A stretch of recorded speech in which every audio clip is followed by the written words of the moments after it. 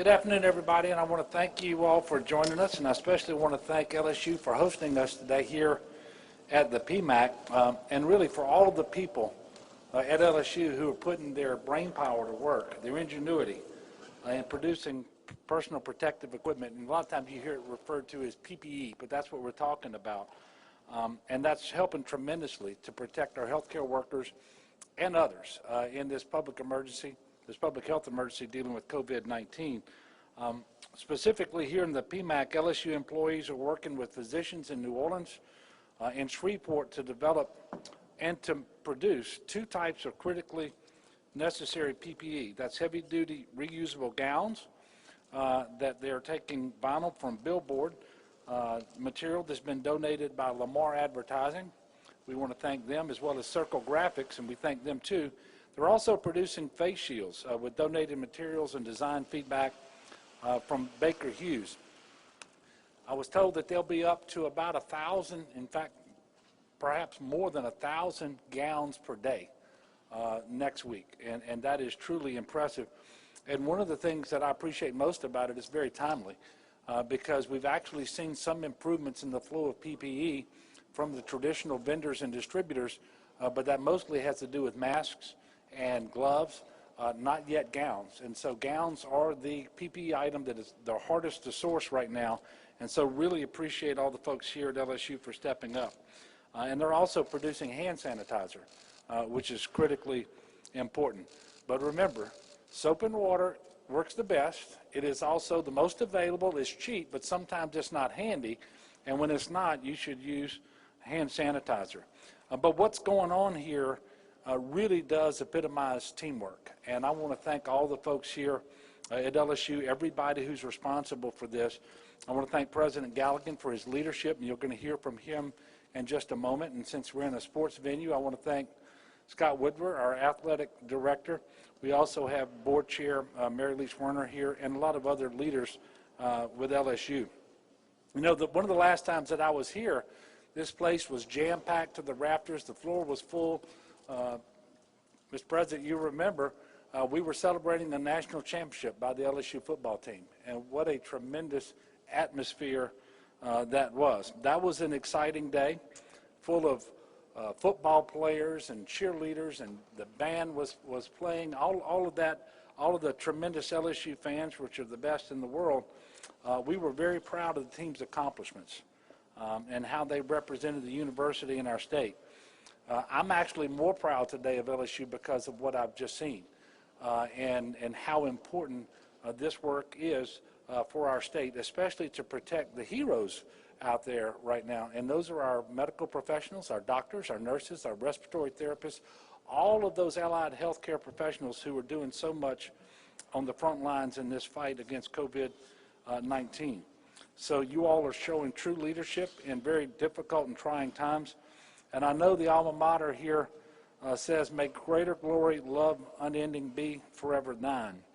Well, what we're all doing right now, from our healthcare workers on the front lines to the grocery store employees who are helping keep everyone fed, for everybody out there who's practicing social distancing and proper hygiene, staying home when they're sick and not going to work, and really staying home just about all the time. That is for the unending love of Louisiana and the love that you have for your neighbor. Incredibly important. And we have to continue with this because our work is not yet done. We have flattened the curve. We're in a much better place than we would have predicted 3-4 weeks ago. But we still have more work to do to put ourselves in the best possible position going forward, likely to be carry and transmit this virus. It makes this virus so hard to deal with, and why some of the measures put in place were so necessary. So we also reported, very sadly, 57 new deaths. That's a total of 1,113. Number, and that number keeps getting higher every single individuals would have died over the last 20 years, most a couple days ago or 3 days ago, or even more. The best news comes to us with a reduced case count, but hospital hospitalization rates with COVID-19 and ventilator usage. Today we have 1,868 individuals in the hospital across the state with COVID-19, and we have 363 of those on ventilators. Now that's 46 less than yesterday in hospitalization and 30 events than yesterday, which tells you we are moving in the right direction. And that's very encouraging. And that's the case even though the case number actually went up. And part of this has good work being done by our doctors and hospitals in the state of Louisiana that prevent people from going on an event today that probably a month ago would have been put on an event. And they're getting people off ventilators sooner than would have been the case a month ago as well.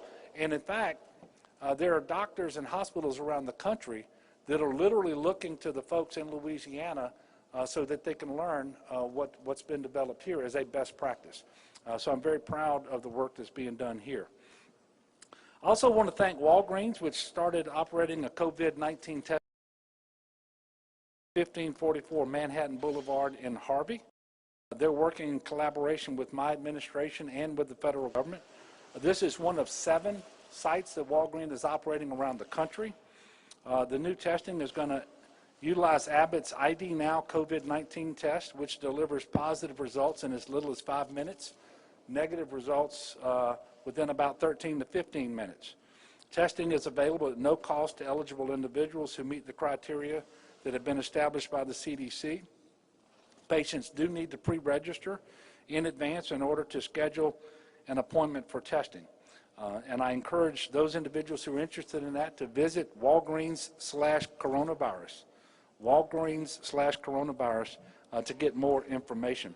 And while we're talking about testing, I did want to say again that while we haven't tested as much as we would like in Louisiana, we've actually led the country in per capita testing on COVID-19. That is a huge accomplishment, especially when you think where we were 5 and 6 weeks ago.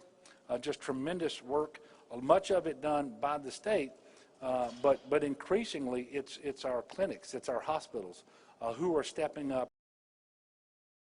are really making a tremendous difference in our ability to determine who has COVID-19 and then who doesn't. And that's really important because if someone doesn't have it and they're in the hospital, then you don't burn all the PPE because you don't need to. And then it lessens the necessity for things like you see behind me. I'm pretty excited about the Sanitiger over here, by the way, that will sanitize face masks.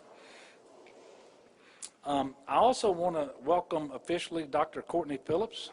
She is the new Secretary of the Department of Health, and she started working today, but actually she's been working for a number of days now, and actually over the last several weeks. This isn't the homecoming that I'm sure she was expecting. You know, she's been in Texas for a while now, but we are so grateful and excited that she is here. She's working extremely hard. She's got a great team at the Department of Health. She is not here with me today, but she will be at my press conference on Monday at 3 o'clock. That will be back at GOSEP. You know, it's not lost on me that the campus is mostly empty, and it shouldn't be. That's a very hard thing for me to accept, and I know it's hard for President Galligan and everybody who's made it their life's work to educate individuals. And it's tough to be on campus knowing that individuals are not here. But it is incredibly important the work that is taking place here at LSU and all across the state. You know, we're here today at the PMAC on LSU's campus in the state of Louisiana, public or private, in a really, really big way. And my team prepared a listing of all of those institutions to read out, and I'm not going to do that. Suffice it to say, every single institution of higher education, public and private, has stepped up in a tremendous way in helping us all across the state of Louisiana to deal with this public health emergency better than we would without their help. Yesterday, as you probably are aware, President Trump unveiled his plan for opening up America. I should say opening America up again. That plan looks at 3 phases. Once an area has reached certain benchmarks related to the spread of COVID-19. And I want to thank the President and the Vice President and the Coronavirus Task Force for presenting that guidance to the here in Louisiana on what is happening on the ground here, our ability to do contact tracing, and it's very, very clear. Of course, we knew this. It's not a one-size-fits-all because not every state has similarly been impacted. Not every state has the same capabilities and so forth. And so we're working on that guidance. And by the way, it was in Tony Fauci about a month ago, a little over a month ago. We were Hopkins data that showed that Louisiana fastest growth in COVID cases in the world. So that's where we were a month ago, and we're in a better place today because of the hard work done by people all over the state, including just our individual citizens who have complied with the stay-at-home order, those individuals who practice social distancing, and all of the hygiene measures that we've been promoting. We are going to move forward as quickly with a balanced approach to preserving public health is critically important. Having more testing on is a big part of that. Having the ability to do and quick contact tracing of individuals positive is also a huge part of this.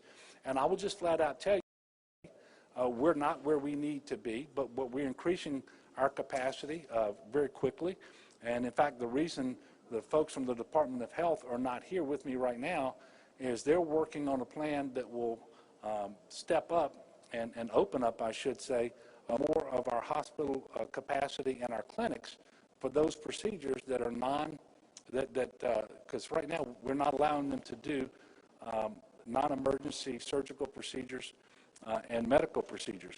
Well, we're going to open that up sooner rather than later, and in all likelihood ahead of May the 1st, and we'll be making more announcements about this next week. But it's critically important that we make our citizens as healthy as they can be, and we also know that what is not an emergency procedure today, if you put it off too long, it will become an emergency. And so we want to open these hospitals, these clinics back up for more of the elective procedures so that people can access the care that they need before it becomes an emergency. And we also know this is also a big part of our economy. You know, the healthcare sector of the economy here in Louisiana and across the country is huge. So this is critically important. We're going to do that part of it first, and then we're going to have more announcements over the coming economy.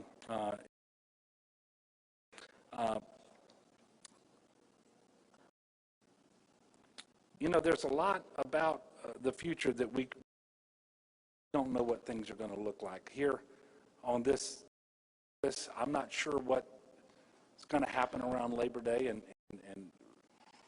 what the LSU football team is going to be doing, what the games are going to be looking like. We do have every reason to believe it's going to be very different than it's been in the past, and I kind of want people to get prepared for that. We can't predict with any precision what that's going to look like, but I can certainly, even if as I said yesterday, you know, LSU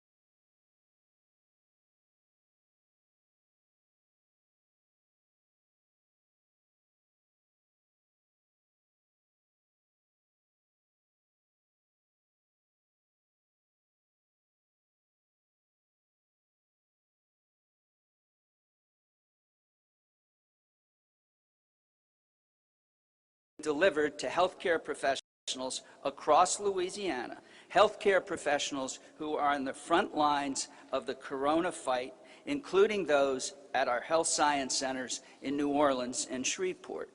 At full capacity, about 40 workers will produce upwards of 1,000 gowns every day. And I want to stress, as you look around, that our team is practicing maximum physical distancing with the best practices possible. What you see here today is practical research in action that is making lives better and helping save lives across our state.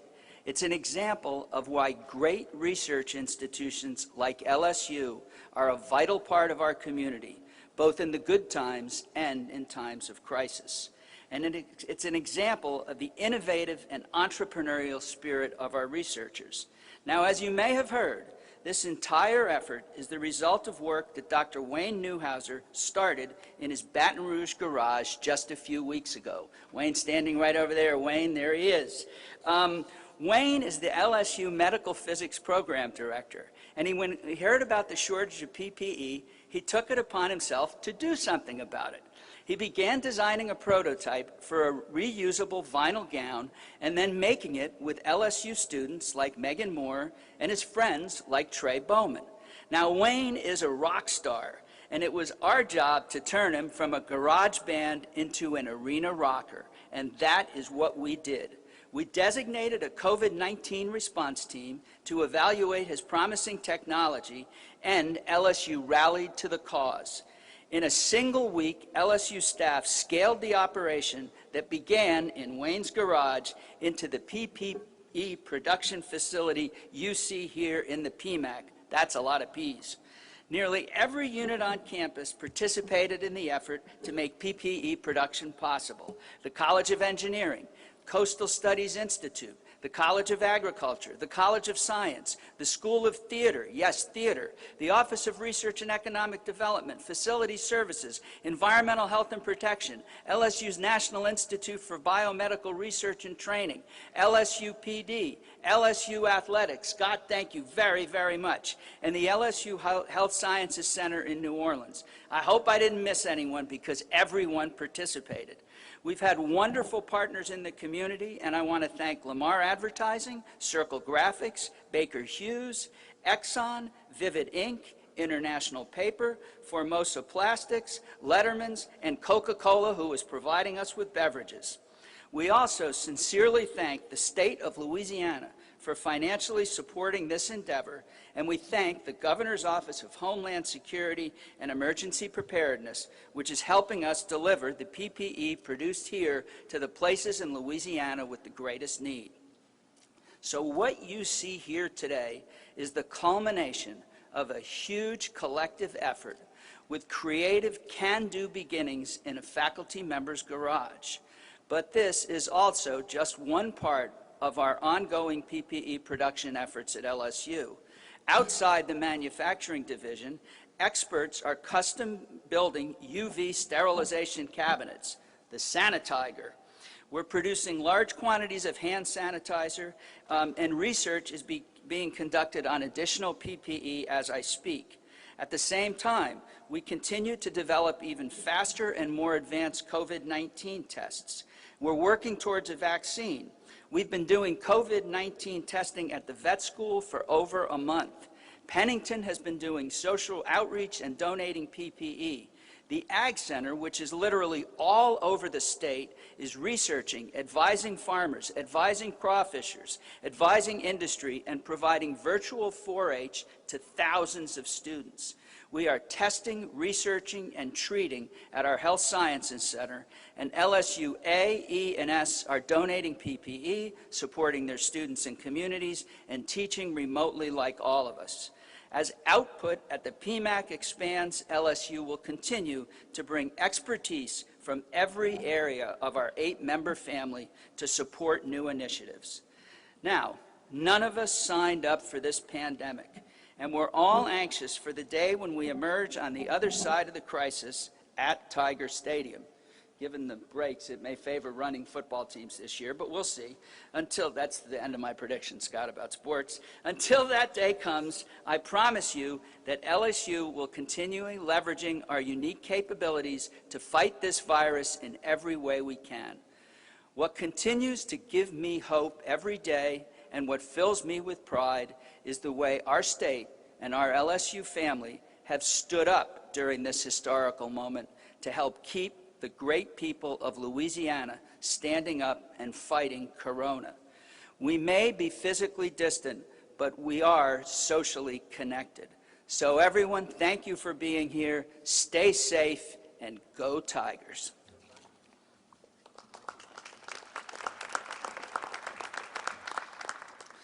Thank you, and I appreciate that, Mr. President. I do remember my time in your admiralty class. That was not my highest grade, I want you to know. You were tough.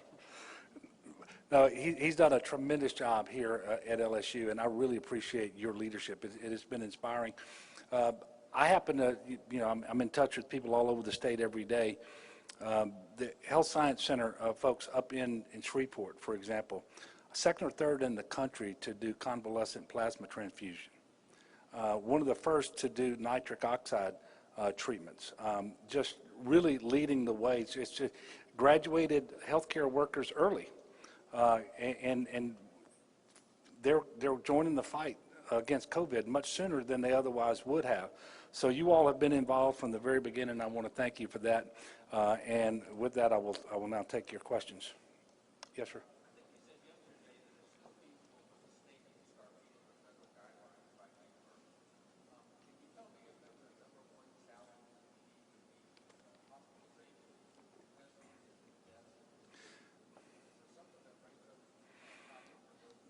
Yeah, well, it's an easier question to ask than to answer, and the reason is you've got a phased approach for reopening the economy is what we've been asked to do in the guidelines that the President gave us yesterday.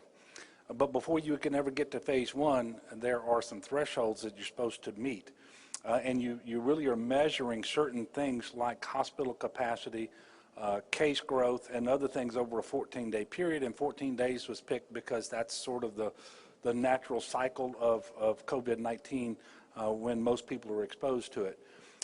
What I can tell you right now, Will, is we don't meet the threshold requirements, although we're moving in that direction, but we don't have 14 days where all of those metrics have moved in the right direction. I think that by the time we get to May the 1st, we will be in that situation. It really depends on what people do between now and then, and more, I guess, with more precision, what people don't do. Because if people will stay at home and not interact with others, if they will continue to make sure that they're social distancing and so forth, we're going to keep the case growth on the current trajectory, which is flat, and hopefully it's going to start coming down pretty soon. We will meet those metrics, and then we're going to be able to move forward with reopening the economy. Now, when we do that, it won't look like flipping a light switch and everything goes back to the way it was a couple of months ago. It's going to look very different, and we're going to require individuals who are wanting to re-engage to do certain things that just make sense. We're going to maintain the social distancing for a while. You're going to see a lot more individuals who are wearing masks. You go to a grocery store, the cashier likely to have a mask on, people stocking the shelves, people cleaning the floors. The next time you go to a restaurant and you're having dine-in service, your waiter or your waitress is going to have a mask on and those sorts of things, and there won't be a table as close to you as you would ordinarily expect. I mean, this is just sort of the new normal as we transition back towards opening our economy. But I can't tell you today exactly when that's going to happen, because the key things that you have to have in place to give confidence to the health community, those professionals like Dr. Alex Biu, who's normally with me, who's leading our effort for the state, and Dr. Jimmy Guidry, is you've got to have testing in a robust way, and you've got to have contact tracing capacity in a very robust way, because you've got to continuously monitor for spikes in case growth, and then you got to isolate those individuals and isolate the people they came into contact with in order to keep that down, and that allows you to continue to open up your economy and be successful at it. So we have a lot of work to do, and we're working hard right now. Some of the guidelines actually pointed us to guidance from other federal agencies like the CDC, like CMS, for example, and that guidance is coming out, some of it perhaps today and over the coming days, and we're going to be looking at that as it becomes available, and then using our best judgment too, because this is not a one-size-fits-all. You know, we're still the state with the third highest number of cases per capita. And when you hear the president and Dr. Birx and the vice president talk about hotspots, they always mention New Orleans. And so we have to be very careful, and we know that we have a problem across the state. It's not just in New Orleans and Jefferson Parish. It's all across the state. But we have a significant issue with COVID in Louisiana, and so things won't happen as fast here as they might happen in Idaho or Utah, and that's for good reason. We're just not in the same place.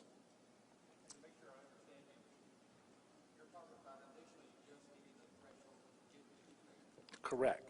And look, it's my hope, it's my expectation that we're going to get there. But as I stand here talking to you right now, we don't meet the threshold to even get to phase one.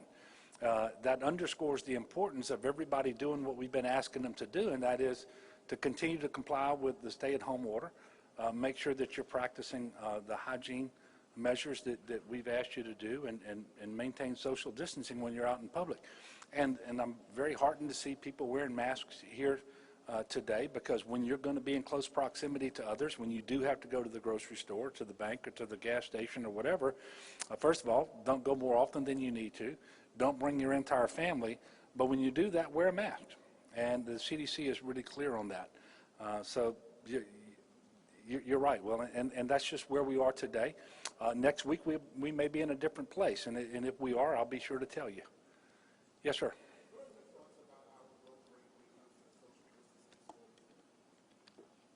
The low grade, like my grade in Admiralty?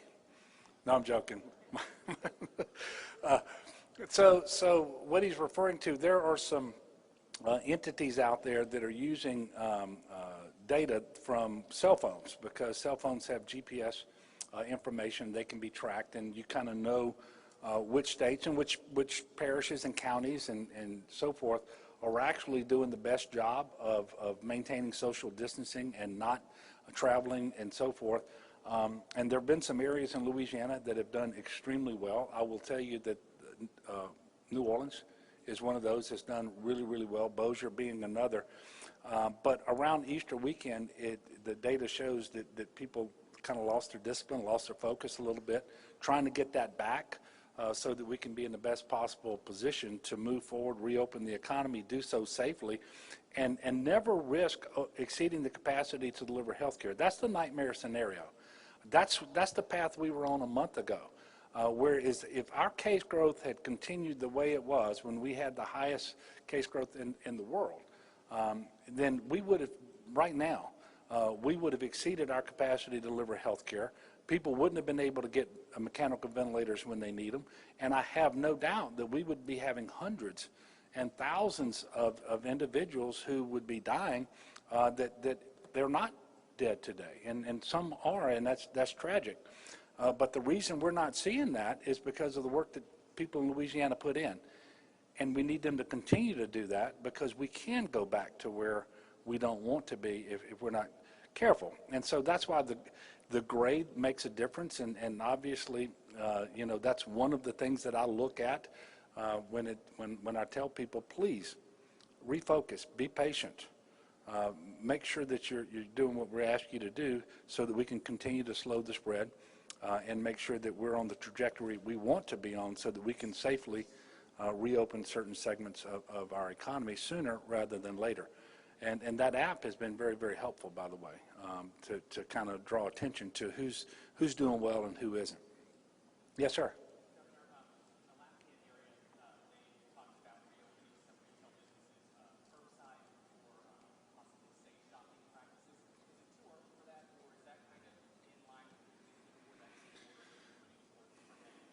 Yeah, actually, what the mayor president of Lafayette did is fully consistent with the current stay-at-home order that I put in place.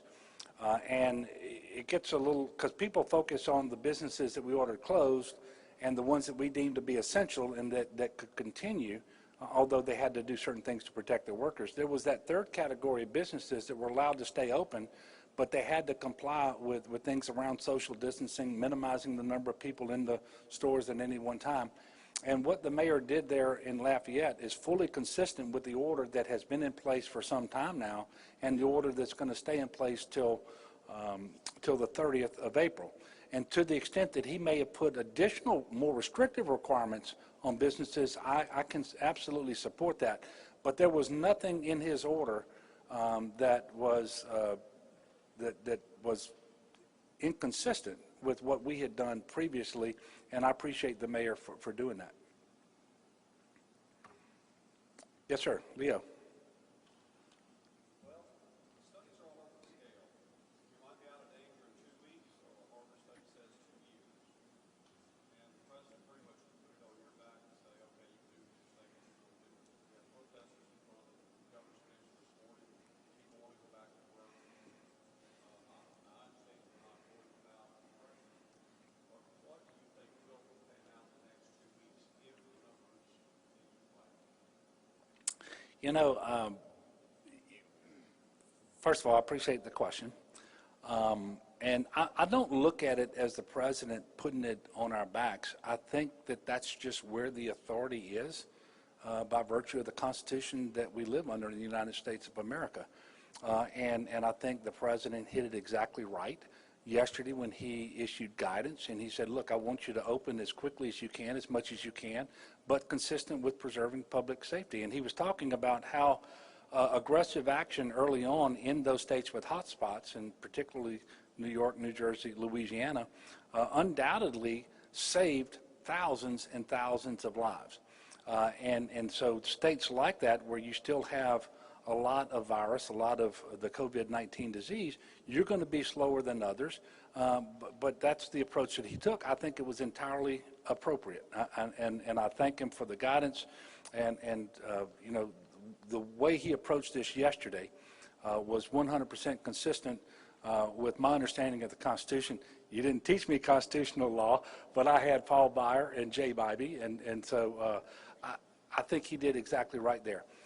Now, with respect to the protesters, look, you know, we have 4.7 million people here in Louisiana. We're not always going to agree on everything. If we did, it would be a boring place. But to the extent that they're saying, hey, we want to open up the economy, we want businesses back open, we want people going back to work, nobody wants that more than I do. But unlike them, I'm also charged with making sure that we promote and preserve public safety and health. And this is a public health emergency. And you have to balance all of those things at the same time. So that's not something that they have to be worried about, but it is something that I'm very much concerned about. And you know, to the extent that it was political in nature, what we've done in Louisiana has been entirely consistent with what the CDC and the president and the vice president and the coronavirus task force has been asking us to do. And all you have to do is watch his press conferences, and he will talk about a number of states and a number of governors and people who are doing things well and doing things right, and that he enjoys the working relationship that we've had. And the president talks about Louisiana in that vein. So I hope that's not lost on the people who are out there protesting. I really can't tell you whether 2 weeks on May the 1st we actually get to phase one or not. I hope that we do. I am fairly certain that we will reopen, as I talked earlier, hospitals and clinics to more of the elective, optional, non-emergency procedures, because we want to make sure that we're preserving health and putting people in the best possible position not to have an emergency later and to withstand this disease if they happen to contract it. And so we have to open up the healthcare sector. We are working really hard with the advisory commission that I established to tell me how they think we can most safely reopen different parts of our economy, and be safe with respect to consumers and workers, because everybody wants this to happen. We had the fourth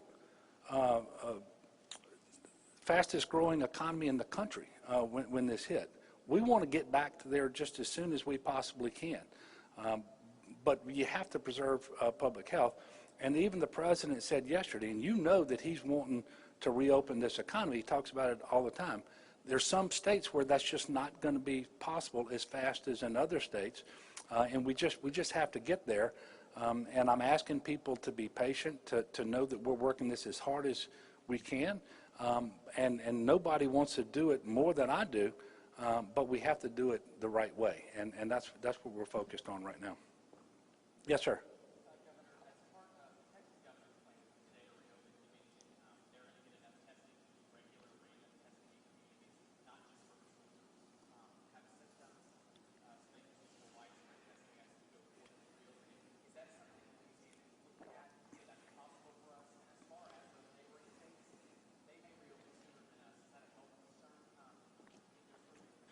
Yeah, no, I'm not concerned about what the other states are going to do. I've got my plate full right here in Louisiana.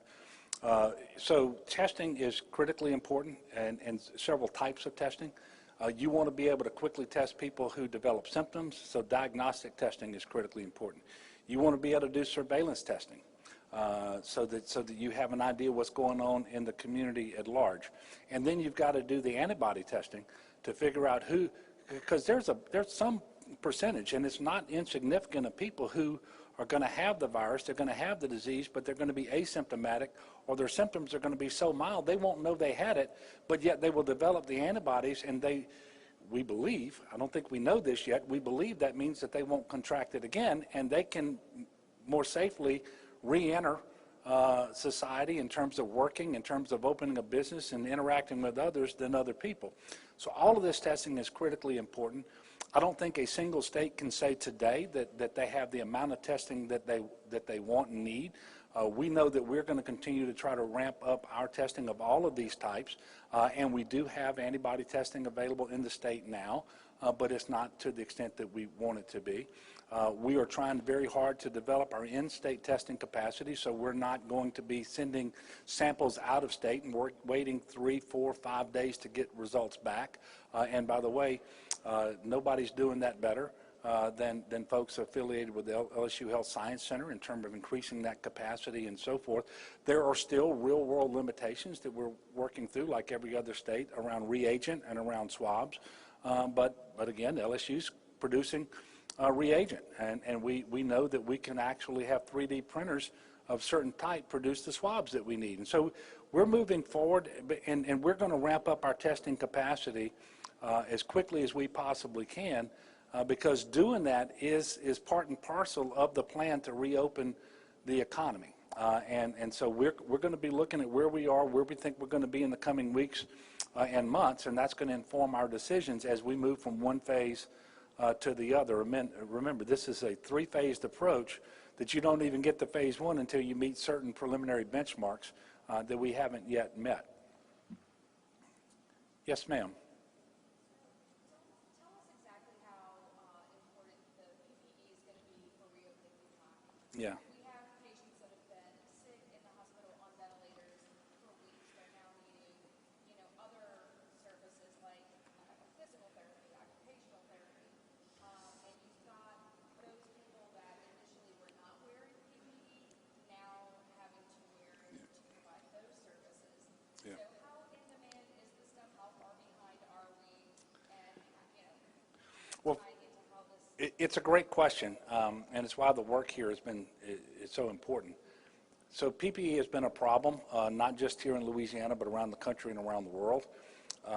We actually have more PPE on hand right now in our state warehouse, things that we've gotten, that GOSUP has been able to obtain, some of it from the national stockpile and others from normal distributors and vendors.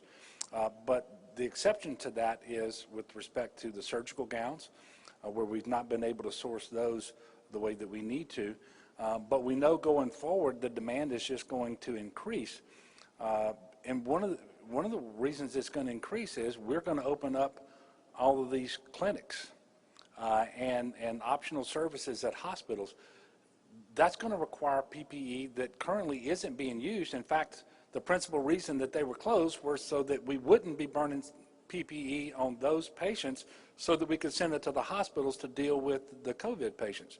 So we know we're going to have increased demand because of that.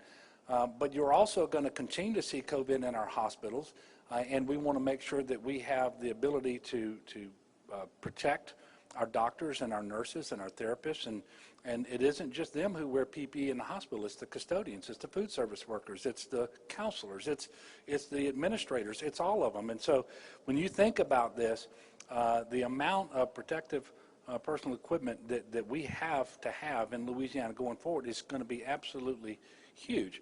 And one of the things that we have to make sure of before we allow clinics to open is that they actually have enough PPE, because they really need to be treating everyone who comes through their door as if they have COVID-19 until such time as they know they don't. And again, that gets back into testing, and that was the previous question. But PPE is incredibly important. And this is going to continue to be the case until after we have a vaccine and it's mass produced and it's actually administered to the entire population. Yes, Leo.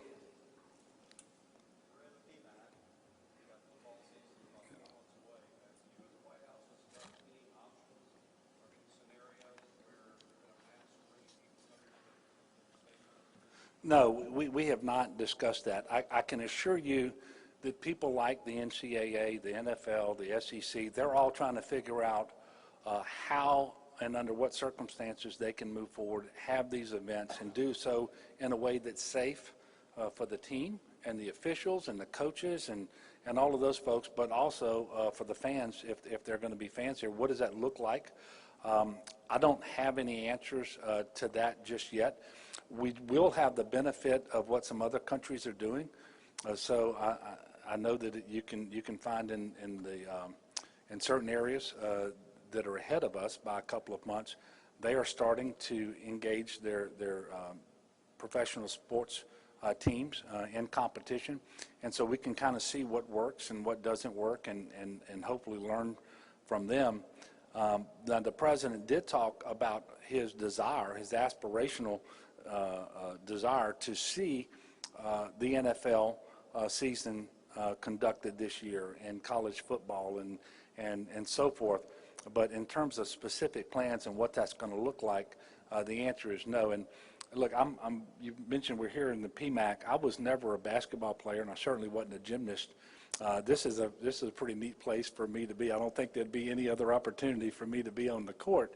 But I look forward to coming back here and watching the LSU basketball team, and hopefully that they will not be deprived of an opportunity to participate in March Madness next year. And some of the most phenomenal athletes I've ever seen in my life are the gymnasts who perform right here in the PMAC, and I encourage people to do that. And again, not just here at LSU, but all across the state. We're going to get there. You know, we're a strong people, we're a resilient people, we're resourceful. We're going to get there. It's going to take some time. I don't know what life is going to be like exactly between now and then, but we're going to get there, and we're going to be good neighbors to one another. And in the meantime, in the short term, I'm asking everybody to continue to stay at home. Follow the stay-at-home order. Make sure that you're not out there unnecessarily making contact with other people. Make sure that you're social distancing when you do have to go out. Wear that mask and follow proper hygiene.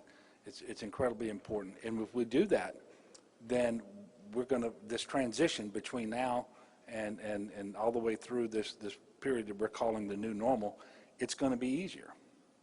And one thing, and I'll say this and then I'll stop. We're not going to be successful reopening the economy if the cases spike again and get out of control and we can't deliver health care to the people who are going to need it. And in fact, that will be worse than if we take this slower. And so we need people to cooperate with us in order to make sure that we are successful and we can get the businesses back open as soon as possible and get people back to work as soon as possible. Because quite frankly, I mean, think about the degree to which Louisiana is dependent upon tourism. How are we going to get tourists to Louisiana if we have cases spiking here in greater number than they're spiking elsewhere? They're going to choose to go elsewhere with their conventions. They're going to choose to take their vacations elsewhere. And in my conversations with the hospitality industry and the tourism folks, they fully understand that. And so they want to go as fast as we can while we adequately protect public health. Because if we don't adequately and responsibly protect public health, then the economy is not going to work. We're not going to get there. So they have to go together, and we have to get the balance right. And reasonable people can say you should have done this faster. Other people are going to say you should have been slower. We're going to do the very best that we can based on the best information available. And I can tell you right now, we're probably going to make some mistakes. But we're going to minimize those mistakes, and we're going to be doing surveillance to know if we need to change, and we will do that in order to get those cases back down, or if they stay down, to open up just a little bit faster as we move forward. But over the next couple of 3 weeks, there will be a lot more information about our plan forward and how that phased approach is going to work. In the meantime, I want everybody to have a great weekend. I will be speaking to you all again at 3 o'clock on Monday from GOSEP. Be careful this weekend about that weather. Thank you. God bless. And thank you very much.